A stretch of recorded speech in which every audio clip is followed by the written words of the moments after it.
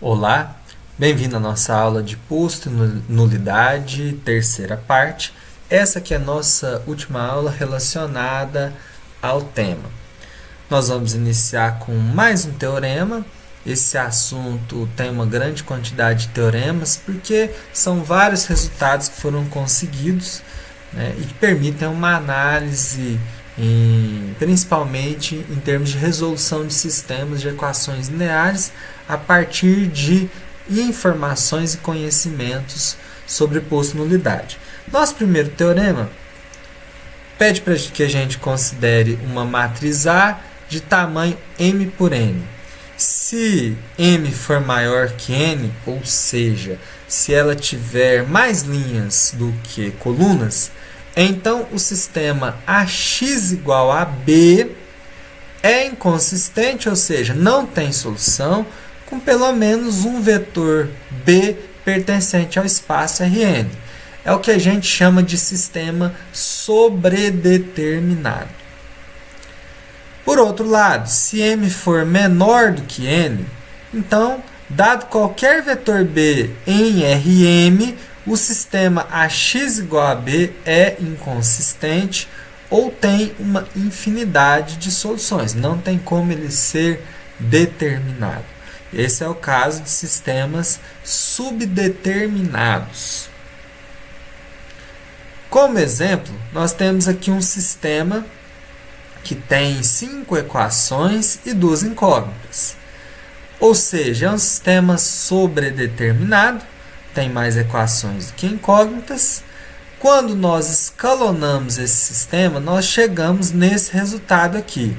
Lembrando que B1, B2, B3, B4 e B5 é representação genérica, tá, dos elementos do vetor B.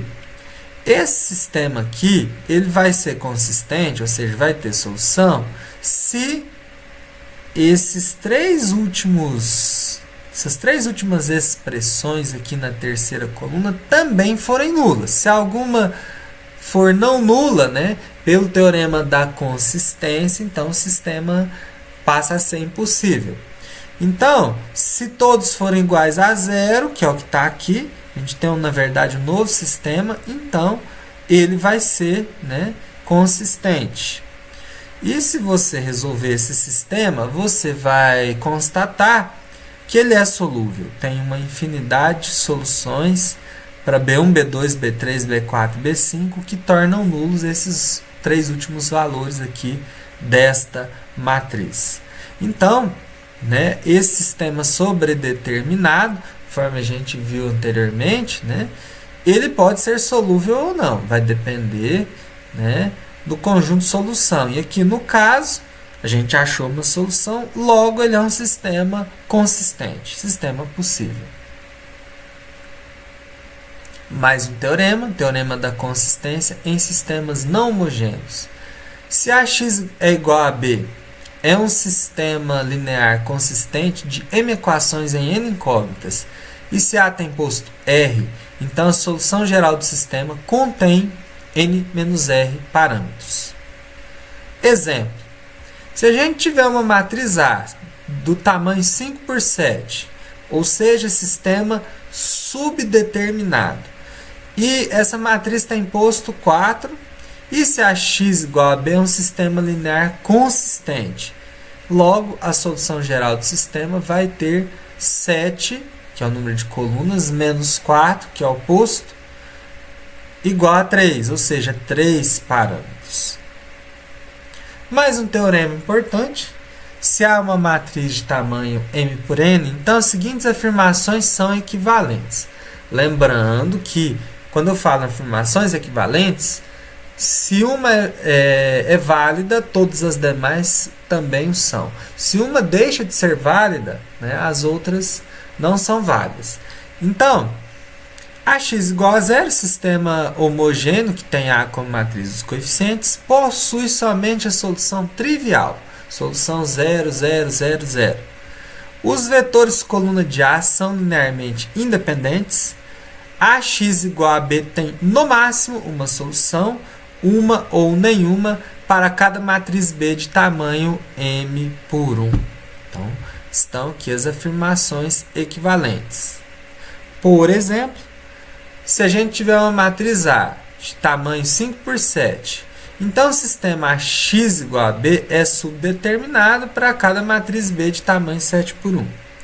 Assim, AX igual a B deve ser consistente para algum vetor B, e para cada um destes B's, a solução geral deve ter 7 menos R parâmetros, onde R é o posto de A, posto da matriz.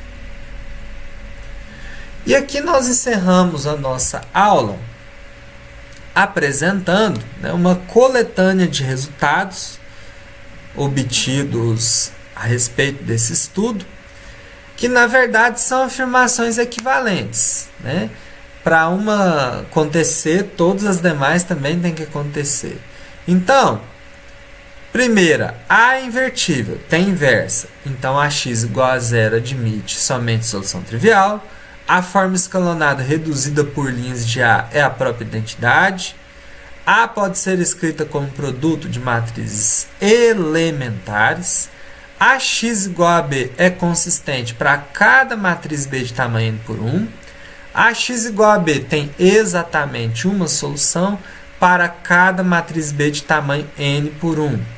Determinante de A é diferente de zero. Os vetores coluna de A são linearmente independentes. Os vetores linha também são linearmente independentes. Os vetores coluna de A geram espaço Rn e os vetores linha de A geram o Rn. Os vetores coluna de A formam uma base do Rn e os vetores linha de A formam uma base do Rn. A tem posto n e A tem nulidade 0. Então tá aí uma coletânea de resultados para não te deixar esquecer de coisas importantes, principalmente quando você estiver resolvendo um exercício.